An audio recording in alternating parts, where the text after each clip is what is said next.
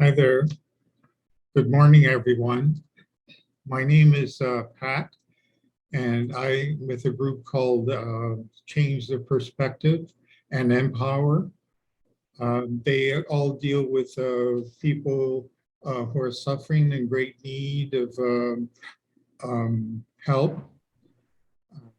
Today, we are speaking with Mr. Vance of the Liberal Party, Niagara Centre, MP. Good morning, Vance. Well, good morning, everyone. How are we all doing? Fine so far. Good. Yeah, Vance, how did you start in politics?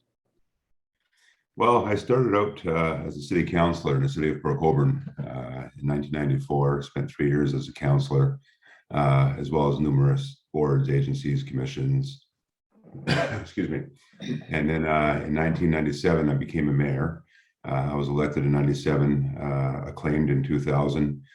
And I took some time off between 03 and 06, and then jumped back in 06 and became mayor again, as well as a regional councillor. When you're a mayor, you're a regional councillor here in Niagara as well.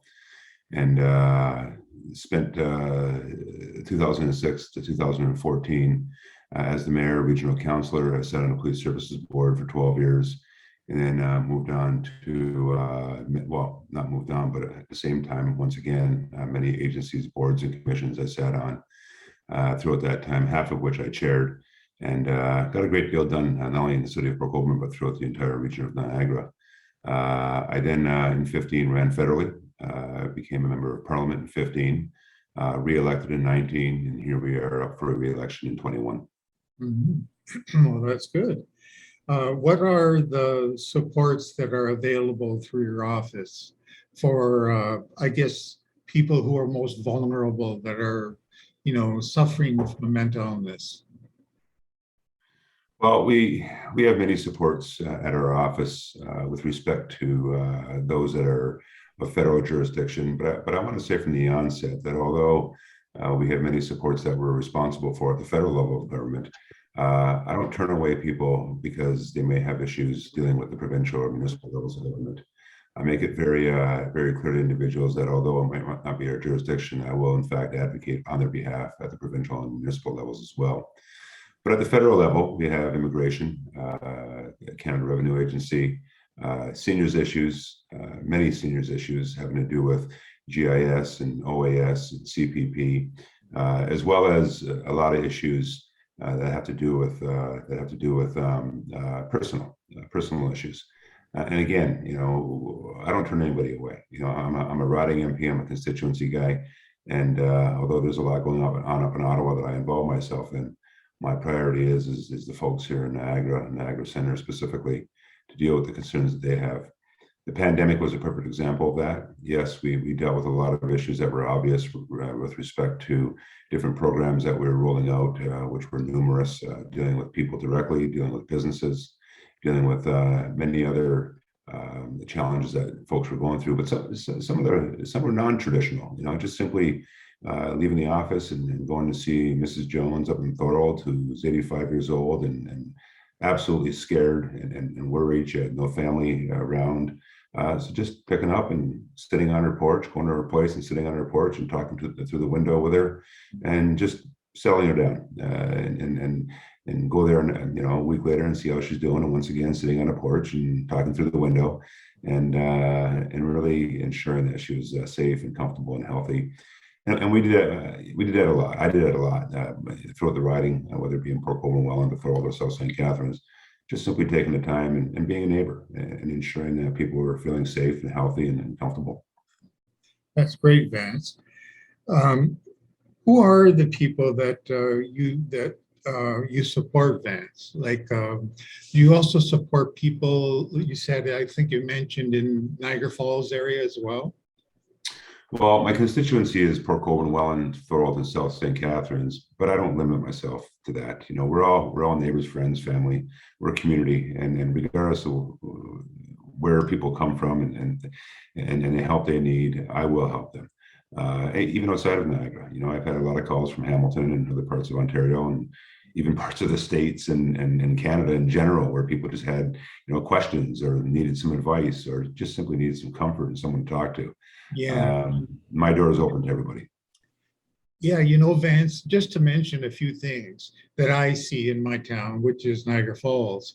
On the lane there's like people that I notice almost all the time that I'm out there. They're walking with, dirty clothes, the little buggies that they carry their whole belongings with. And I see a lot of them around there. Is there like any new reason why, or is there some answer to that? Well, I think, we're in challenging times. And with that said, we have to make sure that we all work together. And when I say that, I mean not just within our own communities and within our own political parties and ridings, etc. But it goes beyond politics. It just goes to being a good neighbor, a good community person, and working with the different organizations, working with the different communities in or outside of Niagara. I know right now in Niagara Falls, especially now that the election's on, I'm working very hard with Andrea Kaiser, who's a great candidate for the Niagara Falls riding. And she's been very good with respect to reaching out to those that are in need in Niagara Falls. And with that, a lot of questions to me and pointing her in the right direction, as well as sometimes even her point me in the right direction with respect to how we can deal with some of these challenges that these people are going through. But to your question, it's challenging times, and we have to ensure that in the positions that we occupy, whether it be in politics, whether it be in private sector business, whether it be in organizations like yourselves, that we do our part, that we all contribute to ensuring that no one gets left behind. This is a country where everyone belongs. And we have to use the resources that we have at our fingertips to ensure that we can help people get to the next level with respect to what their desires are. Right.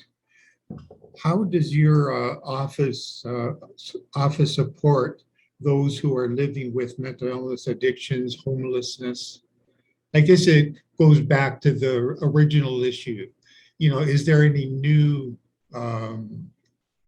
progress that you might be? Yeah, and again, we've seen Canadians struggle the last couple of years, especially, and that's why we've invested over $500 million to mental health supports, including for our youth, our substance abuse, our homelessness, our poverty, affordable housing. Affordable housing, for example, I just announced $10.5 million to build 41 affordable houses here in Niagara Center through the Rapid Housing Initiative. We know housing is a massive issue for our community, and we all have to continue to ensure that Niagara Center has a place for everyone to call home. We're planning as well to invest in a bold housing strategy. If we're reelected, we have a plan in place to, for example, double the first-time homebuyers incentive, establish a rent-to-own program. We're introducing a buyer's bill of rights, a ban on blind bidding, and temporarily banning a new foreign ownership in Canadian housing to ensure Canadians have more access to purchasing homes, more inventory. We've put $45 million into a pilot program that is aimed at reducing veteran homelessness as well.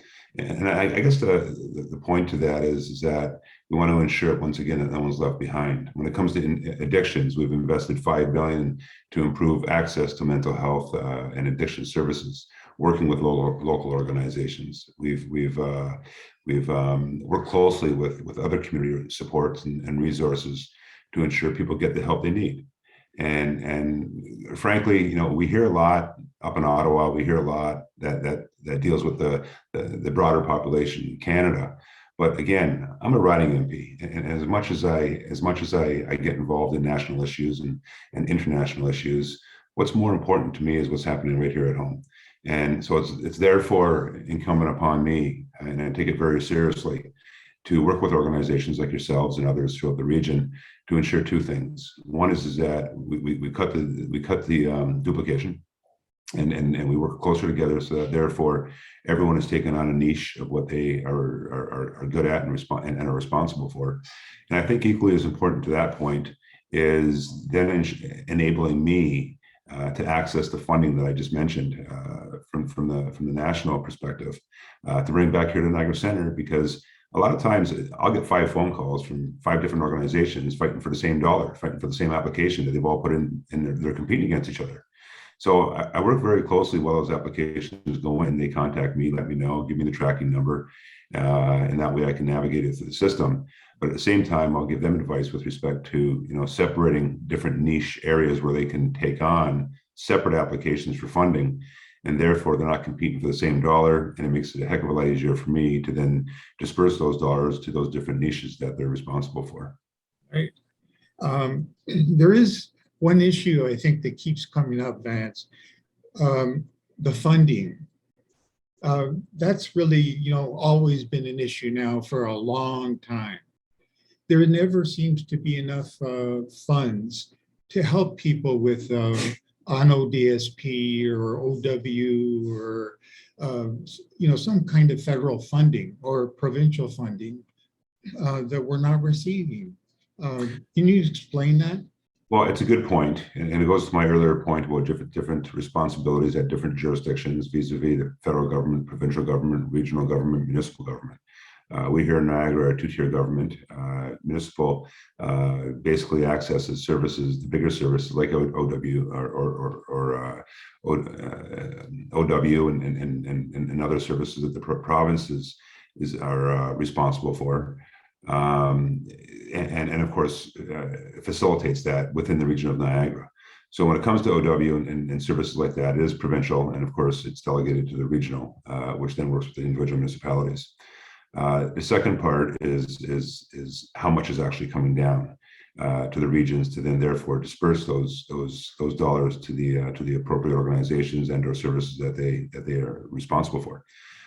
We see a lot of that, and unfortunately, under the Constitution, we have to delegate those services and sort of allow them to go on their daily business. However, of late, and I'll say especially within the last 4 or 5 years, we've recognized that a lot of times different provinces may not be dispersing those funds as is expected, especially those target areas when it comes to mental health and homelessness and things like that. So we haven't gotten more involved in that, and I'll say involved at the financial area to then transfer more funds down to the provinces and territories to then therefore give them more financial resources to deal with it. So that's the first part of it. The second part of it is to ensure that they actually do that. So, attaching strings and being more aggressive with the provinces and territories to ensure that where the transfers are intended to go, they go. And we've been very aggressive on that. So, and it goes to the overall healthcare process of Canada. We have a Medicare system right now. We're working on bringing in pharmacare. We're discussing other services to add to the overall Medicare portfolio. But when we do make those transfers down to the provinces for those different healthcare servicing, again, we're getting a lot more aggressive with the provinces and territories to ensure that they actually disperse those monies to the priority areas. And Ontario is no different, and Niagara is no different. You mentioned OW, you mentioned a few others. Pardon me? ODSP. Yeah, ODSP, and a few others that are in fact provincial responsibility, delegated once again to the regions. However, when we transfer those dollars and/or just simply advocating as a federal member to the provincial members of these responsibilities and these priorities, we do that almost on a daily basis. Okay, that's great, Vance. How do people receive your supports, Vance? Like, do they come up to your office, or who do they get a hold of to begin the supports? Well, I have a constituency offices. I have one office in Welland, which is my main office, and I have an office in Port Colborne, which is a satellite office, and we go into Thorold and have what we call drop-ins, where we have services available certain times of the month based on demand. With that, people can do one or two things. They can call ahead and make an appointment, or they can speak on the phone or through email, or they can come into the office and get those services that they would otherwise require. But again, I do want to reiterate what I said earlier. You know, a lot of times we're the last stop for people, or we're their last resort. And I give people a lot of credit because they do their best in trying to access what they are looking to access. And sometimes they come up to a brick wall. And I encourage people that, you know, whether it's beginning, middle, or as a last resort to any issue that they're trying to deal with, you know, I'm just a phone call away. And you know, it's again, it goes beyond politics. It goes into being all about community, being all about a good neighbor, a good friend, a family. And you know, that's the reason why I got into politics in the first place. You have to have that empathy, that and understanding that not everyone, people aren't the same. People aren't all in the same boat. And you know, some people have more challenges than others, and therefore they need people like myself and my team to then rely upon to then therefore deal with the challenges that they're dealing with on a daily basis. And that's what we're there for. And you know, we have to be. Because otherwise, a lot of people won't have a place to go or won't have a place to try and help them. So, you know, we do the best we can to ensure that these folks have a place to go to discuss their issues. And you know, quite frankly, we get the job done. And most, I'll say most times, not all times, but most times, we're able to satisfy the desires of what the people are actually looking for. Right. There's another issue, Vance, you touched on, for food drives, you know, and food banks and other areas that I see. I mean, it's really helpful, but is there another way? Is there something that you could do for that area, like for food banks in that area? It's become a really big issue. Yeah, that's a great point. And because as we talked about earlier, you know, OW, Ontario Works, ODSP, you know, it doesn't cover everything. And with the rising costs of food, the rising costs of just basically raising a family, the rising costs of utilities, and the list goes on, there has to be more community supports available for folks that are in need. You know, I've worked personally with people, especially throughout the pandemic, to facilitate food drives and you know, within all the cities, not just within my riding, throughout Niagara, working with community care, working with poor cares, working with the Hope Center and other organizations, and the private sector, you know, working with businesses to try and get food that they may be able to donate, or donate money to buy food. So, you know, it's not always scripted. It's not always, you know, in a playbook, which we've found out quickly this past 18 months, which there was no playbook on it. So you really have to be very creative. You have to be very hardworking. And you have to have, you know, a lot of the contacts as well as the relationships with folks to then therefore bring it all together and bottom line, get the job done to ensure that, you know, you're able to attach your efforts to those that need them most. Right. One last question, Vance. What do you do in your for fun? What I'm doing right now. Yeah, there you go. You know, I'll tell you guys, you know, and my team sort of kicks me in the butt every once in a while because I don't take enough time to have fun. I enjoy what I do. I jump out of bed every morning and I get into my calendar and I do it probably till 9, 10, 11 at night. An early riser, Vance. Yeah, absolutely. And quite frankly, I'm very, very, very fortunate to have a family that supports me. As a matter of fact, Yes. they help me. You know, Leanna's by my side all the time, whether it be, you know, at a function or helping out, volunteering somewhere, or so they're very supportive. So I'm able to do that. But you know, with the time that I do have for ourselves, you know, we spend it with family, friends who I would love to see more of. But we do pick those times where we spend some time with our family and friends. You know, we're out in the garden a lot, you know, doing yard work and things like that, which is somewhat of an out for me, you know, and it's just time to spend with the family and do things like that. Watching the grandkids, they're at the age right now where they're just starting to get into sports and activities and dance and all that. So watching them get down to the odd, Sabre game, and especially when they're playing against the Leafs or my Flyers. So Oh yeah, same here, the Leafs. yeah, but all in all, it's any free time that we have, we try to spend it with family and friends, and just tinker around the house and things like that. And That's great. Thank you very much for coming, Vance. We all appreciate it. Not a problem. Anytime, guys. And I want to say to you too, thank you Yes. for your, you guys are doing some great work, and any assistance that I can be for you, I'm just a phone call away. Sure. Thank you very much, Vance. Again, Okay. see you soon. See you soon. Thank you, Take care. Vance. Have a wonderful day. Thank you. You too. You too.